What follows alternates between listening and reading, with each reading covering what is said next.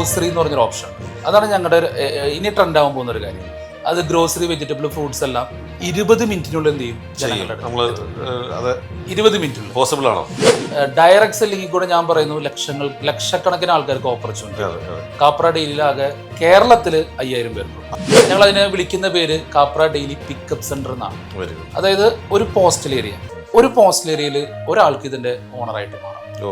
അപ്പൊ ഞങ്ങളുടെ ലാഭത്തിന്റെ ഒരു അപ് ടു 25% അയാൾക്ക് കിട്ടും, ഷെയർ ചെയ്യും. പക്ഷെ വെറുതെ ഇരുന്നാൽ കിട്ടില്ല. അയാൾ അസൈൻ ചെയ്യുന്ന പോസ്റ്റൽ ഏരിയ ഏതാണോ ആ പോസ്റ്റൽ ഏരിയയിൽ കാപ്ര ഡെയിലി കച്ചവടം ഉണ്ടെങ്കിൽ ആൾക്ക് അപ് ടു 25% കമ്മീഷൻ. അപ്പൊ എനിക്കും കണ്ണനുള്ള തീരുമാനം എത്രയേ ഉള്ളൂ. കാരണം പറയല്ല, നമുക്ക് ചെയ്ത് കാണിക്കും. മുമ്പേ ഓടുകയാണ് കണ്ണനും പ്രശ്നവും ഉറപ്പായിട്ടും കേരളത്തിനെ സംബന്ധിച്ചിട്ട് ഇ കൊമേഴ്സിന്റെ പ്ലാറ്റ്ഫോമില്.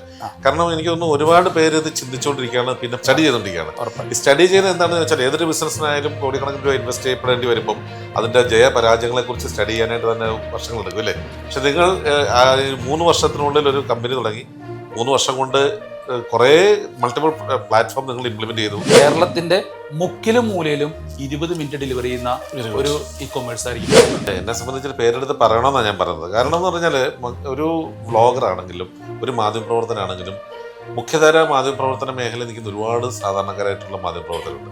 അവരുടെ പേരുകളും കൂടെയാണ് കളഞ്ഞു മാറുന്നത്. ആരൊക്കെയാണ് പ്രക്ഷോഭനെ ചൂഷണം ചെയ്യാനായിട്ട് അല്ലെങ്കിൽ ഈ പറഞ്ഞ ഈ ഒരു സ്ഥാപനത്തിനെ ഏതെങ്കിലും തരത്തിൽ മോശമായിട്ട് ചിത്രീകരിക്കും എന്ന് പറഞ്ഞ് പണം മേടിച്ചിട്ടുണ്ട്? അത് എന്നോട് തുറന്നു പറഞ്ഞാൽ ഒരു കുഴപ്പമില്ല, ഞങ്ങളത് നോൺ എഡിറ്റഡ് ആയിട്ടാണ് ടെലികാസ്റ്റ് ചെയ്യുന്നത്.